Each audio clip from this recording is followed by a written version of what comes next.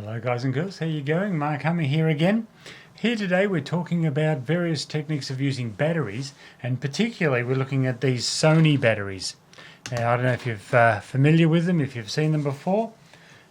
I'll just read out the serial number for you. They're NP-F960 to 970 NPs. Now, what does all that mean? Well, it doesn't mean much of anything other than it's an industry standard Sony rechargeable battery. Now, they come in various sizes, anything from this smallest one here, which I believe is a 550, and then this one here, which is a 970. So you can get various sizes and weights and costs depending on your application. Now, these are actually very handy for a little bit of battery use on something like a monitor. It doesn't require too much power for a short period of time. So let's say you're running this, you know you're only going to be filming for 15 minutes or something, then this is fantastic. If you're really going to do a lot of filming and a long time of use of any lighting or so on, you really want these much bigger units. The bigger you buy them, the better. Yes, they're heavier, but boy, they're really awesome at what they do. So what I'm going to encourage you to do is buy these. As you can see, I've got a box here of batteries. I've got like 16 batteries in there. I'm using one at the moment on the monitor on top of the camera I'm filming with, on top of my Z6. And here you can see me having one on my Nikon D810. I have another little monitor there as well. And as you can see from the image there, all the readout is there, all the information you need to see on this monitor, but it's all powered by one of those batteries. So how handy is that? So the one battery can power many different devices, and I'm going to run you through a few of those right now. So firstly, I want to talk about this monitor. Now, the monitor is a very inexpensive monitor. I won't call it cheap and nasty because they work really well. They're made by the Aperture company, as I'm sure you can see there, and they require only one of these batteries to power it, and the one big battery will actually last a good hour or so, I'd say, of charge. So an hour is a lot of recording. So most people do their vlogging or the little YouTube video. It's really more than an hour. I find it excellent to have a monitor. This is a 7-inch monitor. Now this one here is my first one I bought. It's really knocked and beaten around, I got to tell you. It's not in pristine condition as far as the body goes, but the monitor is still in excellent condition and works fine. And I used this with my Nikon D810 here for some time, several years. And it served me very well. So for the, I don't know what it was, a couple of $100, maybe $150 I think it cost me, it was a great value at its time. It plugs directly into the HDMI, and of course it's perfect. You can put it on a tripod. You can use it, of course, you can use it for yourself when you're setting focus and you want to check everything out. Zooming, and you can focus, and you can see very, very clearly there on what's going on and how it's all working. All your settings you can see.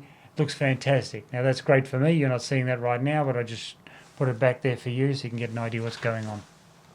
But because it's fully articulating now, it's sitting on top of the camera and it rotates in every conceivable direction, it's awesome. You don't need a flippy screen.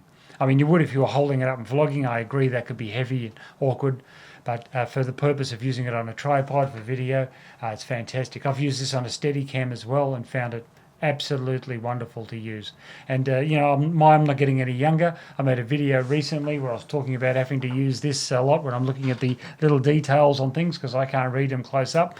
My far sight is great, but when it comes to the fine details, it's hard. So looking in the back of the camera on that little tiny 3-inch screen that they provide you, flippy or otherwise, doesn't make any difference to me. I almost can't see anything from it anyway.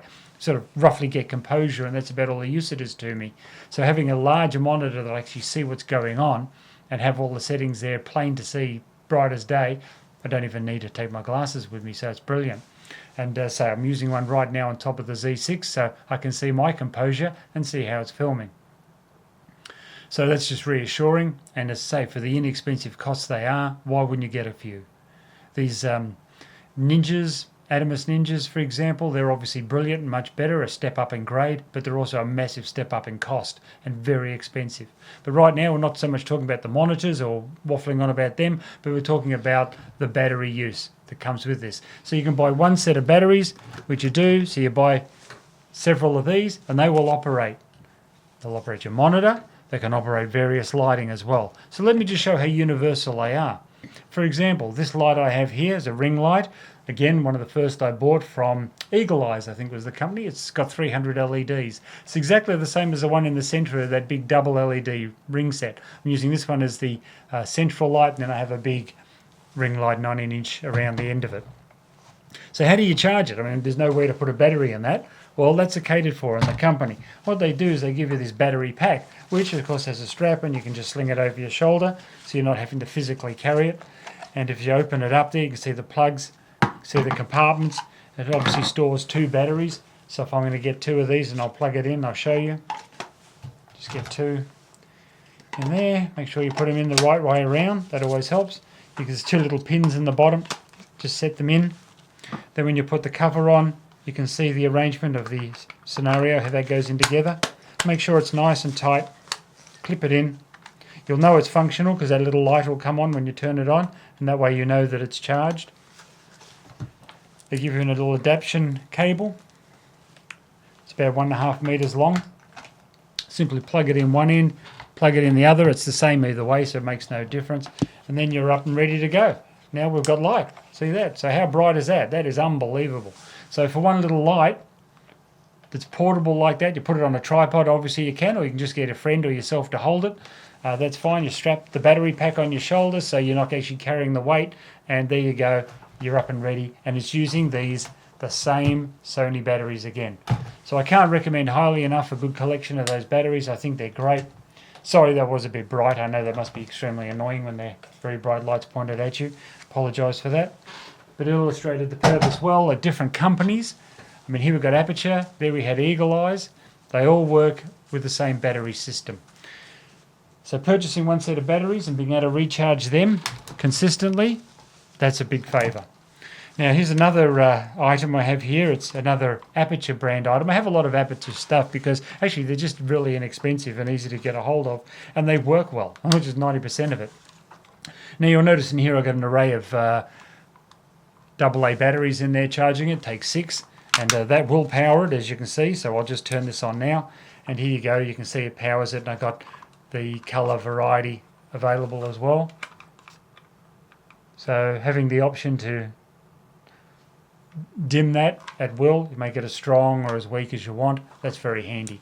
And again, that's all very well with the AA's, but you see you can power it with these. They have the same slot in them, and it is a universal Sony slot. You plug that in, and that'll dominate now, and now you can power it again, and you have your light. You can run off the power then of that Sony battery. It just clips in and out. Don't worry about a little bit of noise and jiggle. They have a little release clip, but I've never used them and I've never broken one. So don't worry about that necessarily. It's not a big deal. But with these little lights here, these are the Aperture Araman. They're 198s. That's when they talk about the number, it's always talking about how many LED little bulbs are in them. These are 198 each, and you know, they all link together. So as you can see, it's linking there. I've got 2. They give you a little adapter thing. You just slot it in. There you go. You've got another one linked on. And you could have 6, 10, 12 of these if you wanted to buy them individually like that. I own 4. I started off with these lights with LEDs, experimenting with them, and then I moved up to the bigger Aperture lights, the 672s. And the 672s work exactly the same principle. There's a little difference other than they're bigger, but the big difference with the larger light is, of course, larger lights requires more battery. So they take 2. So they just have 2 slots in the big ones to power them that way. But you'll get a long last, an hour and a half or something out of a couple of these batteries fully charged. Just buy several batteries and you're up and running for the whole day's shooting.